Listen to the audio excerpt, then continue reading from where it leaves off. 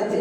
اب بیچ سمندر میں اگر کسی کا انتقال ہو جاتا تو وہاں دکان تو رہتی نہ تھی, وہاں کوئی ذریعہ رہتا نہیں تھا. تو اس لیے ضروری تھا کہ ہر حاجی اپنے ساتھ کفن لے کر کے جائے. اس کی لاش کو بھی 15 دن وہاں نہیں ہم رکھ سکتے تھے. تو ہوتا یہ تھا کہ اگر کوئی دوران سفر سمندر کے بیچ میں مر جاتا تھا تو اس کو کفن میں لپیٹ کر کے اس کے جنازے کی نماز پڑھ کر کے اس کو دریا میں ڈال دیا جاتا تھا, اسے سمندر کے حوالے کر دیا جاتا تھا. آج کے دور میں ضروری نہیں ہے کہ انسان یہاں سے کپڑے لے کر کے جائے, یہ اپنے اوپر ایک مصیبت کو ڈالنا ہو. اور تجربے سے معلوم بھی ہے کہ اگر وہاں کوئی انسان مر جاتا بھی ہے تو سعودی حکومت اس کے گھر کے کفن کا انتظار نہیں کرتی. میرے بڑے والد کا خود انتقال ہوا اور یہ کہا گیا کہ جنازے کے لیے ہمارے کفن اعلان نہیں, اتنا وہ ٹائم ہی نہیں دیتے, کسی سے ملاقات ہی نہیں کرنے دیتے. تو جو 4 کلو کا جو وزن بڑھتا ہے ایک فالتو چیز ہوتی ہے. یہ کس وجہ سے جائز تھی وہ وجہ میں نے بتا دی. اللہ کے رسول صلی اللہ علیہ وسلم یہ دنیا ہوائی جہاز کے گھنٹوں کے سفر کو منٹوں میں طے کر رہی ہے, لیکن میرے آقا نے مکہ شریف سے مسجد اقصی کا سفر چند سیکنڈوں میں کیا. معراج میرے مصطفیٰ کی سب سے بڑا معجزہ ہے. سبحان الذی اسری بعبدہ لیلا من المسجد الحرام الی المسجد الاقصی, یہ میرے نبی کا سب سے بڑا معجزہ ہے کہ چند سیکنڈ میں میرے آقا مکہ شریف سے نکل کر کے مسجد اقصی میں گئے, وہاں پہ سارے انبیاء کی امامت فرمائی. آج جو بھی لوگ بیت المقدس گئے ہوں گے تو وہ جگہ الگ کر دی گئی ہے جس جگہ میرے نبی نے کھڑے ہو کر کے انبیاء کی امامت فرمائی تھی. وہ مصلی الگ طریقے سے بنایا گیا ہے. پھر مسجد اقصی سے لے کر کے سدرۃ المنتہا جہاں جبریل کے ٹھہرنے کی جگہ ہے وہاں تک تو جبریل ساتھ تھے, میرے مصطفیٰ بھی ساتھ تھے, لیکن جہاں سے جبریل آگے بڑھ نہیں سکتے تھے جبریل نے عرض کیا یا رسول اللہ میری طاقت اور میری اتھارٹی یہی تک تھی, میرے اڑنے کی پرواز کی اجازت یہی تک ہے, اب اس سے آگے آپ لا مکہ میں تنہا گئے. اللہ تبارک و تعالیٰ نے میرے محبوب کے دونوں شانوں کے درمیان اپنے دست قدرت کو رکھا بھی ہے. اور کتنے کم عقل لوگ آج اس دنیا میں پیدا ہوئے کہ وہ اللہ کے وجود کا انکار کر رہے ہیں.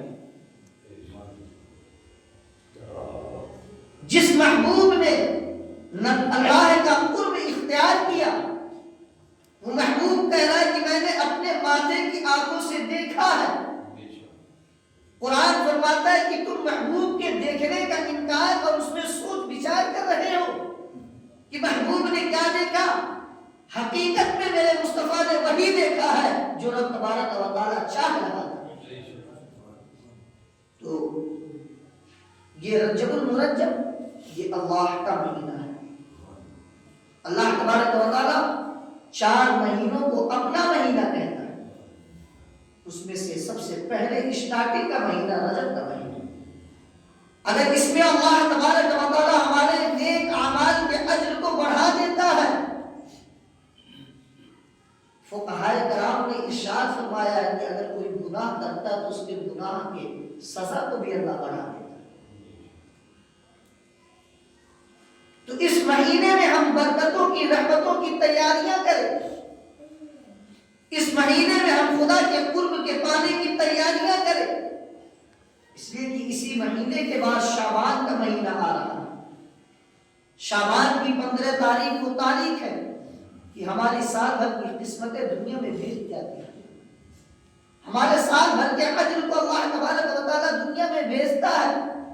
کس کو مرنا ہے, کس وقت مرنا ہے, کیسے مرنا ہے, کس کی زندگی میں کون سے الٹ پھیر ہونی ہے, یہ شعبان کی شب برات کی رات میں ہوتا ہے. اور اس کے بعد تو سب سے بابرکت مہینہ شہر رمضان الذی انزل فیہ القرآن, وہ رمضان جس میں اللہ تبارک و تعالیٰ نے دنیا انسانیت کی سب سے امپورٹنٹ کتاب قرآن کریم کو نازل فرمایا. تو ہم ان سب چیزوں کی تیاریاں کریں, رب کریم کی بارگاہ میں ہم گریہ وزاری کریں. یہ رجب کے مہینے کو ہم یوں ہی نہ لائے گا فرمائے، بلکہ اس میں ہم اللہ اور اس کے رسول کی خوب ذکر و اذکار تسبیح و تحلیل کریں۔ آنے والے کل کے دن اکھنڈ بھارت، آج تو ہندوستان کو توڑ کر کے کئی حصوں میں تقسیم کر دیا گیا، ہندوستان سے ہی پاکستان بنا، ہندوستان سے ہی سری لنکا بنا، ہندوستان سے اور کون کون سے دیش بنے، لیکن میرے خواجہ غریب نواز کی جب حکومت آپ آئے تھے تو یہ سب تقسیم نہ ہوئے تھے، ان کا اس سے بات کر کے دی۔ ہر مومن کو چاہیے کہ اپنی وسعت کے مطابق غریب نواز کے عرس کے دن اچھے کھانے بنائے گھر میں، غربا فقراء مساکین کو تقسیم کرے اور اس دن خوشی کا اظہار بھی فرمائے، اس لیے کہ اگر میرا غریب نواز نہ آیا ہوتا تو شاید کہ آج تک ہم تک اسلام پہنچا ہوتا۔ آپ نے ایک دو لوگوں کو ایمان کی دولت سے سرفراز نہیں فرمایا، 90 لاکھ لوگوں کو مصطفیٰ کا پکا امتی بنایا۔ ان کا احسان تھوڑا سا نہیں ہے، جیسے ان کا نام، ان کا لقب غریب نواز ہے، یقیناً وہ غریبوں کو نوازتے رہے ہیں، نواز رہے ہیں اور نوازتے رہیں گے۔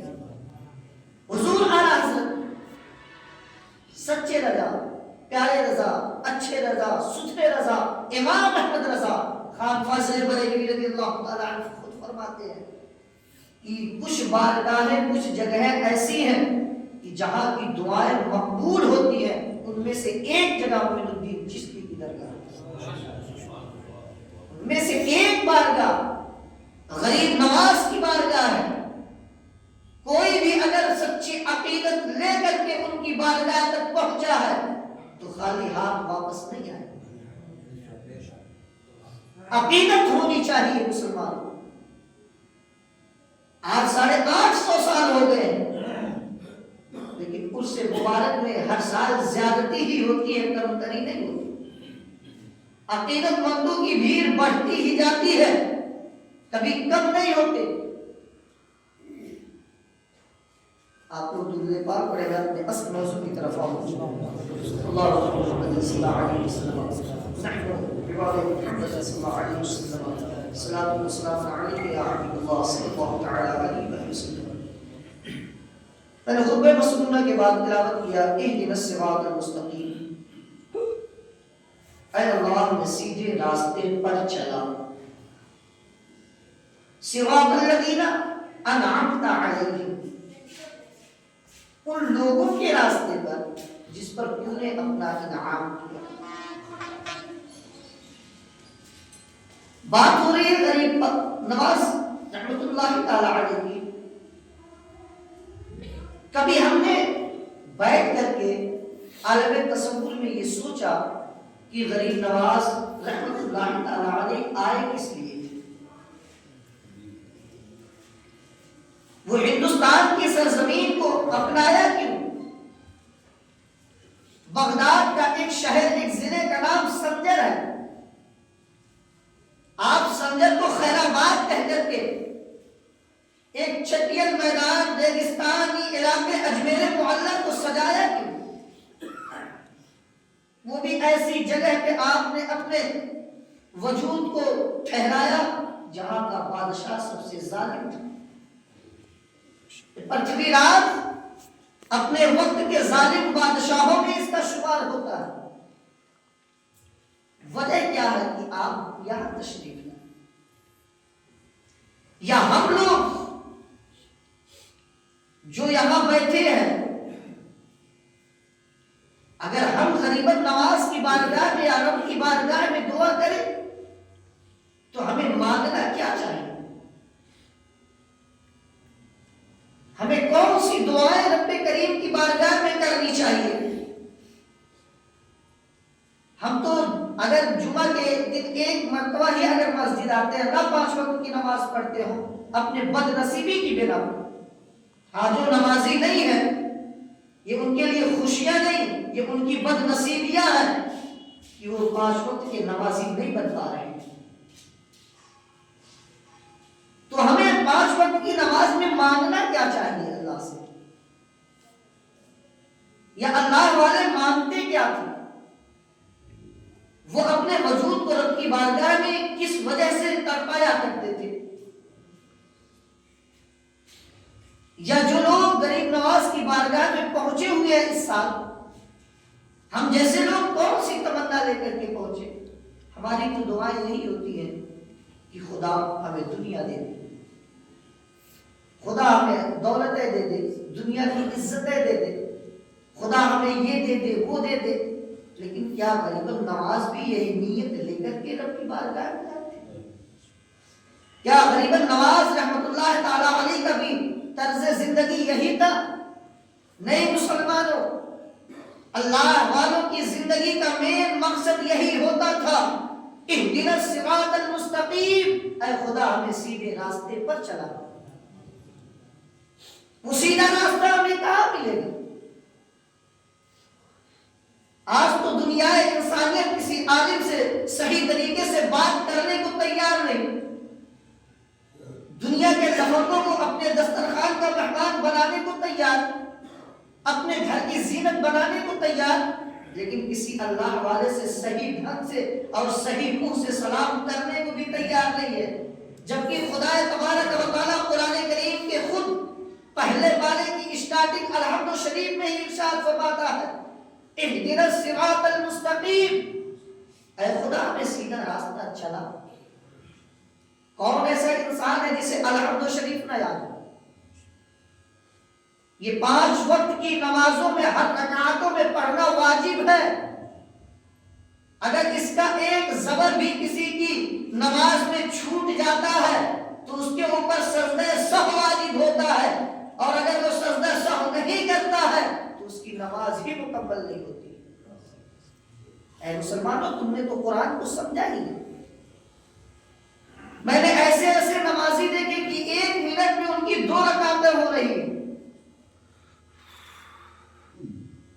ایسے نمازیوں کے بارے میں اللہ قرآن کریم میں فرماتا ہے، نہیں مومنو رکعا سجدا یبتغون فضلا من اللہ ورضوانا، اگر جب تم نماز میں کھڑے ہویا کرو تو خدا کے فضل کو تلاش کیا کرو، اور خدا کو تلاش کرنے والا جلد بازی میں نہیں رہتا ہے، خدا کو تلاش کرنے والا زیادہ وقت نمازوں میں گزارا کرتا ہے۔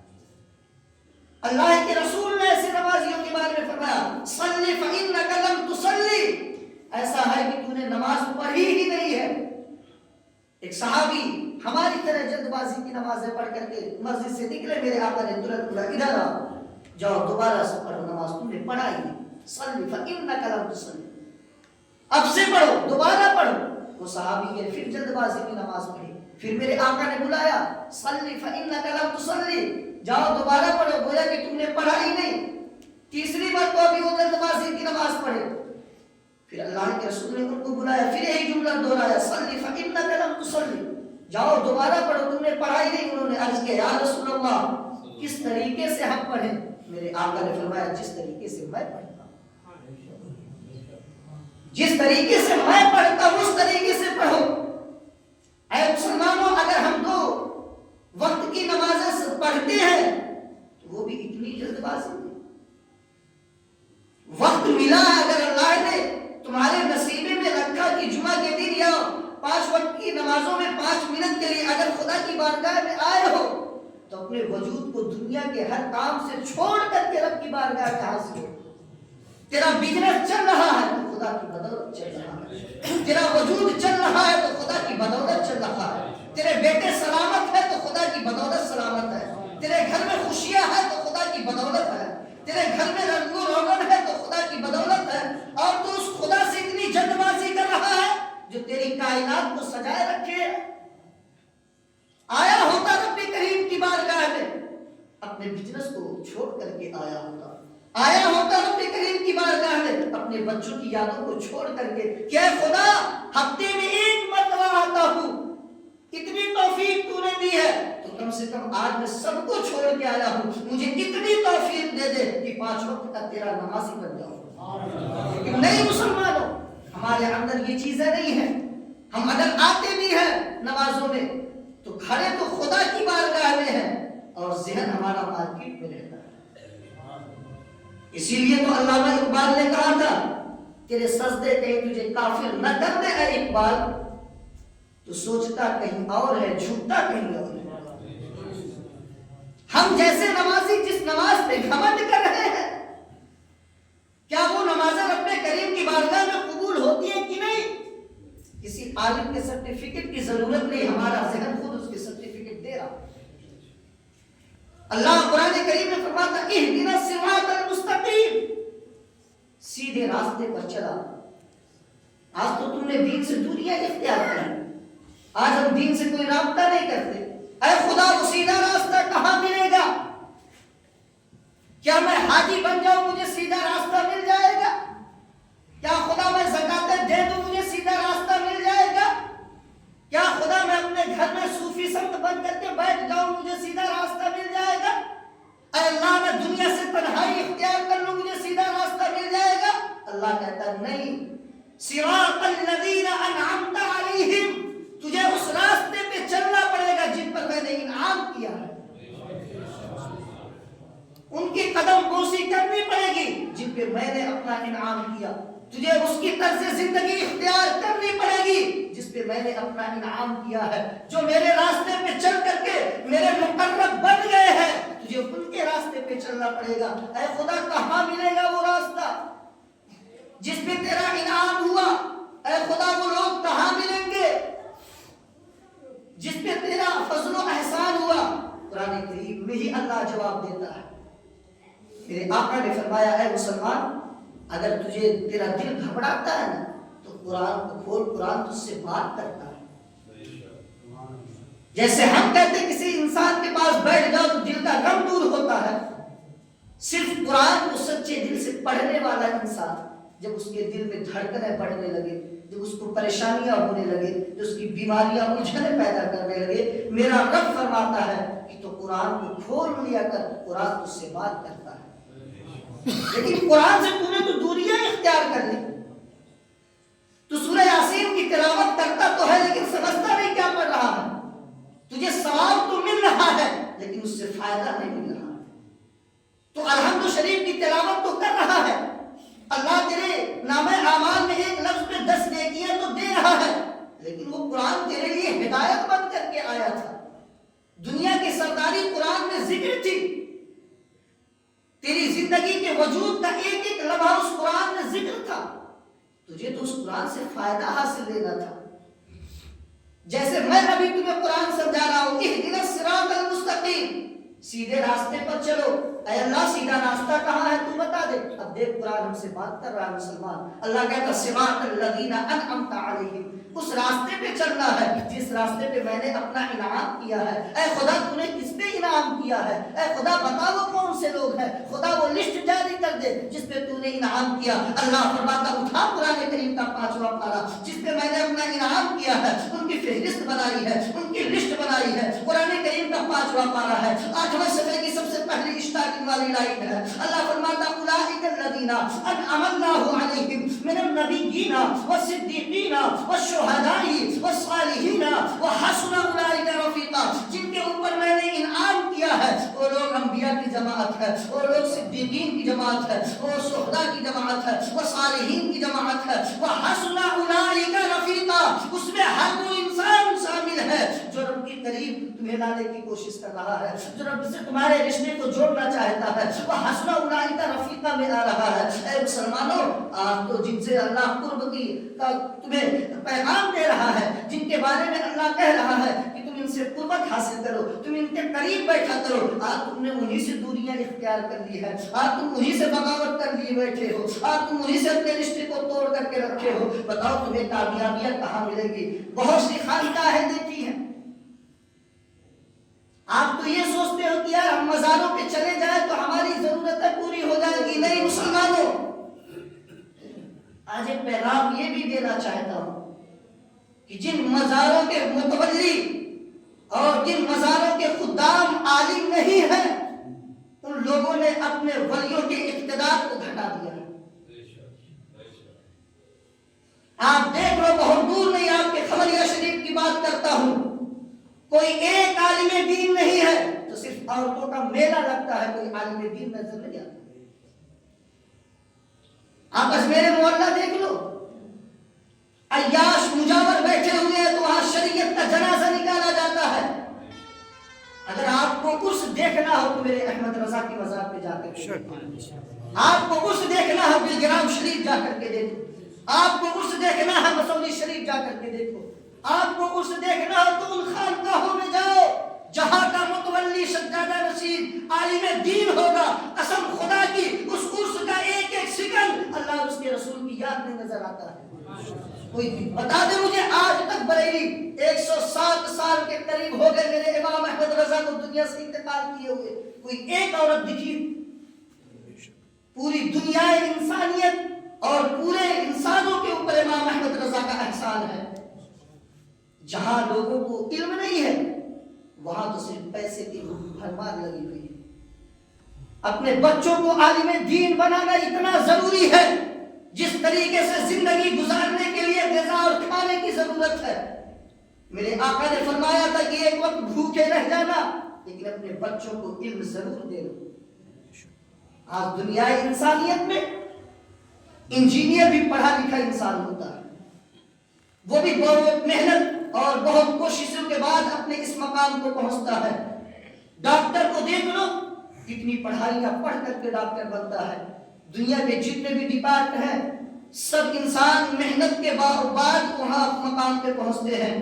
وہ بھی کتابیں پڑھتے ہیں، وہ بھی محنتیں کرتے ہیں، وہ بھی پریکٹیکل کرتے ہیں، لیکن ایک حافظ قرآن کے برابر ان کا مقام نہیں رہتا۔ کیوں؟ انہوں نے دنیا کی ساری کتابیں تو پڑھ لی لیکن اس کتاب کو ہاتھ نہیں لگایا جس کتاب نے اسے انسان بنانے کا پیغام دیا تھا۔ اس شریعت مصطفیٰ کی سنت پہ ہاتھ نہیں لگایا ہے جس شریعت نے یہ بتایا تھا کہ اگر ڈاکٹر کی کرسی پہ بیٹھ جانا تو ناجائز پیسے وصول نہ کرنا، اس ورنہ تیری ڈاکٹری بھی تیرے لیے حرام ہوگی، وہ پیشہ بھی تیرے لیے حرام ہوگا۔ وہ آپ کی بزنس مین تو بن گئے لیکن اس سنت مصطفیٰ کو نہیں اپنایا، میرے قرآن کو نہیں ہاتھ لگایا جہاں قرآن یہ کہہ رہا تھا کہ بزنس کرنا میرے مصطفیٰ کی سنت ہے، بزنس کرنا حرام میاں کی سنت ہے، لیکن اسے قرآن کے دائرے میں رہ کر کے کرنا پڑے گا۔ قرآن کا 27واں پارہ اٹھا کر کے دیکھ، قرآن فرماتا ہے وَأَقِیمُوا الْوَزْنَ بِالْقِسْطِ وَلَا تُخْسِرُوا الْمِيزَانَ، اگر تم ناپ تول کر رہے ہو اس میں ذرہ برابر بھی ادھر ادھر نہ کرنا، اگر ادھر ادھر کرو گے تو تمہاری زندگیاں بھی برباد ہو جائیں گی، تمہاری نسلیں بھی برباد ہو جائیں گی۔ آج کوئی پڑھنے، آج کوئی عمل کرنے والا ہوتا، اگر آج کوئی مسلمان پہلے قرآن کی تلاوت کرتا، کیوں وہ دور یاد آ رہا ہے؟ حضرت عمر کا زمانہ تھا، حضرت عمر کے زمانے میں یہ ایک اصول اور پابندی بنا دی گئی تھی کہ کوئی بھی انسان اگر جس کاروبار کو شروع کرنا چاہتا تھا پہلے 1 سال یا 6 مہینے اس بزنس کی تیاری حضرت عمر کی بارگاہ میں کرتا تھا، اس کے اصول کو قرآن کے مطابق سیکھتا تھا، اس کے قوانین کو قرآن کے مطابق سیکھتا تھا۔ لیکن اے مسلمانوں، آج تو ہم نے قرآن سے رشتے کو توڑ دیا ہے، آج ہمارے درمیان انسان تو موجود ہے لیکن انسانیت ختم ہو گئی ہے، آج ہم نے اپنے رشتے کو قرآن سے توڑ دیا ہے۔ لیکن مسلمانوں، اللہ کے جو بھی ولی ہوا کرتے تھے، غریب نواز رضی اللہ تعالیٰ عنہ کی جو زندگی ہے، ان کا جو مقام ہے وہ صرف اس لیے ہے کہ انہوں نے اللہ سے رشتے کو توڑا نہیں ہے، اللہ سے رشتے کو جوڑا ہے۔ آؤ دیکھو میں آپ کو بتاؤں کہ اللہ والوں کا قرب کتنا ضروری ہے، کسی عالم دین کے قریب بیٹھنا کتنا ضروری ہے۔ 15 سال کی زندگی ہے عمر مبارک کا، غریب نواز کی، معین الدین چشتی کی، آپ کے والد کا سایہ آپ کے سر سے اٹھ گیا، آپ یتیم ہو گئے 15 سال کی عمر میں۔ دیکھو زندگی کیسے کروٹ لیتی ہے۔ آپ کے ترکے میں ایک باغ آیا امرود کا، آپ اس باغ سے جتنا بھی وصولی ہوتی تھی، پیسے ہوتے تھے، وہ آدھا اپنی ماں کو دیتے تھے اور آدھا غریبوں میں تقسیم کر دیا کرتے تھے۔ زندگی ان کی بدلنی تھی۔ ایک اللہ کا فقیر ان کے باغیچے میں آیا جس کو ابراہیم قدوسی رحمۃ اللہ تعالیٰ علیہ، وہ آئے، اگر آج ہم جیسا انسان ہوتا تو جیسے ہی ان کی ٹوپی پگڑی دیکھا تھا تو اپنے باغ سے باہر کر دیتا، لیکن وہ 15 سال کے معین الدین جیسے ہی دیکھا کہ ایک اللہ کا فقیر میری باغیچے کی طرف آ رہے، دل میں ارادہ کیا کہ میرا باپ تو زندہ نہیں ہے، اس عمر رسیدہ انسان کی خدمت کر کے اپنے باپ کی خدمت کا حق حاصل کرنا چاہیے۔ حضرت ابراہیم قندوزی آئے، ان کو ادب کے ساتھ اپنے باغیچے میں بٹھایا، انگور کا ایک گچھا توڑا، توڑنے کے بعد ان کی بارگاہ میں پیش کیا۔ حضرت ابراہیم قندوزی رحمۃ اللہ تعالی علیہ نے ایک بھی انگور اس میں سے کھایا نہیں، وہ انگور کو سائڈ میں رکھے، اپنی گدڑی سے روٹی سوکھی کا ٹکڑا نکالا، سوکھی روٹی کا ٹکڑا نکالنے کے بعد اپنے منہ میں ڈالا، اس کو پوچھا، تھوڑا سا نرم کیا اور اس کے نکالنے کے بعد کہا کہ اے معین الدین اب یہ تم کھا لو۔ اپنا جھوٹا نکال کر کے اجمیری کو کھلایا۔ آج ہم جیسے انسان ہیں تو اپنے باپ کا جھوٹا نہیں کھاتے۔ وہ محبتیں گھروں میں کہاں سے پیدا ہو مسلمانوں؟ تمہارے باپ دادا کا دسترخوان ہوتا تھا کہ کھانے والے 7 ہوتے تھے، گلاس پانی پینے والا 1 ہوا کرتا تھا۔ اسی جھوٹے سے باپ بھی پانی پیتا تھا، اسی سے بیٹا بھی پیتا تھا، اسی سے بیٹی بھی پیتی تھی۔ اور میرے آقا کی حدیث پاک ہے کہ اللہ تبارک و تعالیٰ نے جھوٹوں میں شفا بھی رکھی ہے اور محبت بھی رکھی ہے۔ اور آج اپنے گھروں کے دسترخوان کو دیکھ لو، کھانے والے 7 ہیں تو گلاس 8 آئے گا، کہیں کوئی ایک اور نہ آ کے بیٹھ جائے۔ وہ محبتیں کہاں سے آئیں گی؟ ابراہیم قندوزی رحمۃ اللہ تعالی علیہ نے اپنا جھوٹا جیسے ہی خواجہ معین الدین چشتی کو کھلایا، آپ کہتے میری دنیا بدل گئی، دنیا کی محبت دل سے نکل گئی۔ وہ اٹھ کر کے چلے گئے۔ خواجہ معین الدین چشتی بھی اپنے گھر گئے، کہا امی یہ باغ اب میں نہیں رکھوالی کروں گا، اب میں جا رہا ہوں نبی کے غلاموں کے پاس دین سیکھنے کے لیے۔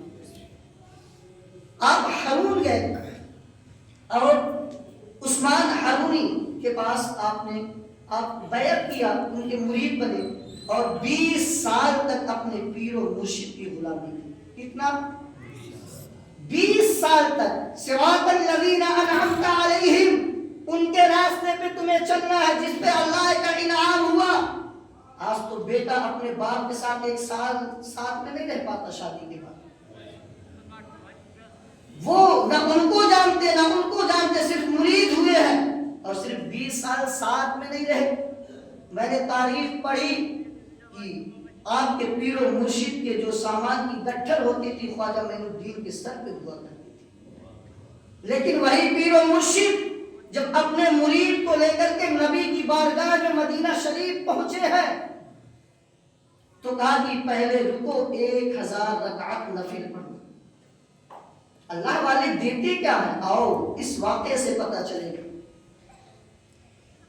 نفل پڑھنے کے بعد 1000 مرتبہ قل اللہ شریف پڑھوایا اور دعائیں پڑھائی۔ اس کے بعد کہا اب نبی کی بارگاہ میں سلام قرض کرو۔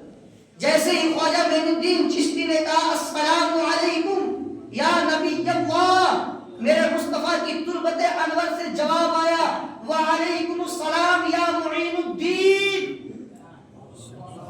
اے دین کی مدد کرنے والے۔ اور یہ معین الدین کو کسی ولی نے نہیں بھیجا آج میرے محلہ میں، ان کو اتھارٹی میرے مصطفیٰ نے دیا تھا اور میرے مصطفیٰ نے فرمایا تھا معین الدین تجھے جا کر کے ہندوستان کو آباد کرنا ہے۔ آئے ہیں تو 1 2 نہیں 90 لاکھ لوگوں کو کلمہ پڑھایا۔ صراط الذین انعمت علیہم، ہمیں اس راستے پر چلنا ہے جس پہ اللہ والوں کا انعام ہے۔ مسلمان آپ قرآن سے رشتے کو مضبوط کرو، قرآن میں ہر مصیبت کا حل ہے، قرآن میں ہر چیز کا فائدہ ہے۔ یہ میں نہیں کہتا، تمہارے رب کا قرآن کہتا تبیانا لکل شیء، میں نے ہر چیز کا ذکر قرآن کریم میں کیا۔ آپ لوگ قرآن کریم پڑھتے ہو، بس 2-4 منٹ وقت باقی ہے، اس میں میں ایک چیز بیان کر دوں۔ الحمد شریف ہر انسان کو یاد ہوگی، لیکن آؤ اس کا ٹرانسلیٹ آج آپ کو بتا دوں کہ اس کا مطلب کیا، میننگ کیا ہوتی ہے۔ الحمدللہ رب العالمین ہر انسان پڑھتا ہے، لیکن اس کا ترجمہ ہوتا ہے کہ تمام حمد تمام تعریف اس رب کے لیے جو ساری کائنات کا پیدا کرنے والا ہے۔ کیا یہ وہ بھی پڑھتا ہے جو آج خدا کے وجود کا انکار کر رہا ہے؟ وہ بھی اپنے نماز میں یہی پڑھتا ہے الحمدللہ رب العالمین الرحمن الرحیم، نہایت ہی مہربان رحم والا، یعنی اس سے زیادہ رحم والا آج تک کوئی پیدا ہی نہیں ہوا۔ مسلمان اگر تیرا یقین ہے تو 5 وقت کی نماز میں پڑھتا الرحمن الرحیم، پھر خوشیوں میں خدا کو کیوں بھول جاتا ہے؟ پھر غموں میں اپنے رب کو کیوں نہیں یاد کرتا؟ مالک یوم الدین، قیامت کے دن کا مالک، مالک یوم الدین، قیامت کے دن کا مالک خدا ہے۔ اگر تم نماز میں پڑھتے ہو کہ میرے قیامت کے دن کا مالک خدا، تو اس مالک کی بارگاہ میں اپنے مقدمے کو پیش تو کر، اپنے رب کی بارگاہ میں دیا وزاری تو کر۔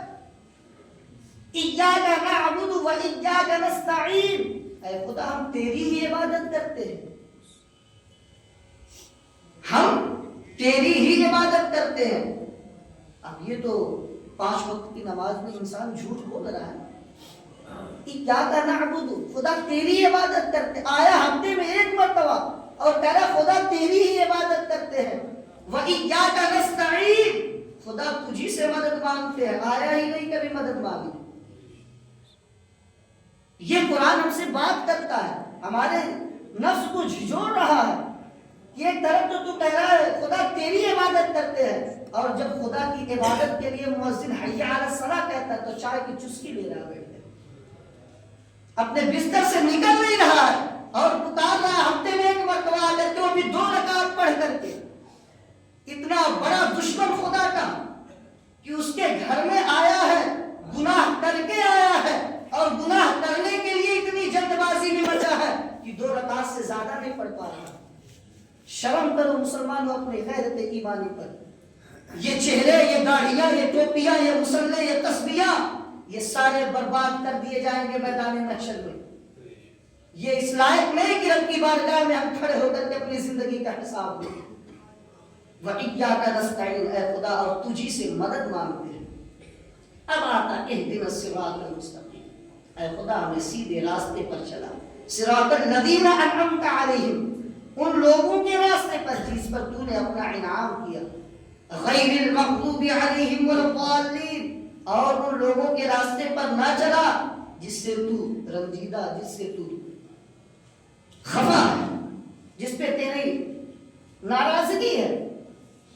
آج ہم اسی راستے پہ چل رہے ہیں، شادیوں میں اپنی مرضی چلائیں گے، شریعت سے کوئی لینا دینا نہیں، اپنے گھر کی خوشیوں میں اپنی مرضی چلائیں گے، رب کا کوئی لینا دینا نہیں۔ رب ناراض ہوتا ہونے دے، رسول ناراض ہوتا ہونے دے، لیکن نہیں، اللہ نے دولت دی ہے تو ڈی جے بجائیں گے۔ ہاں کچھ لوگوں نے افواہ پھیلا دی کہ عالم صاحب نے کہہ دیا کہ اب سب لوگ بجاؤ۔ میرے باپ کی شریعت نہیں ہے، میں چاہ کر کے بھی تمہیں اجازت نہیں دے سکتا، اس لیے کہ میری طرف سے منہائی نہیں، منہائی شریعت کی طرف سے۔ ہاں یہ تمہارے کردار پہ ہے کہ تم اپناؤ یا نہ اپناؤ۔ استغفر اللہ ربی من السلام علیکم۔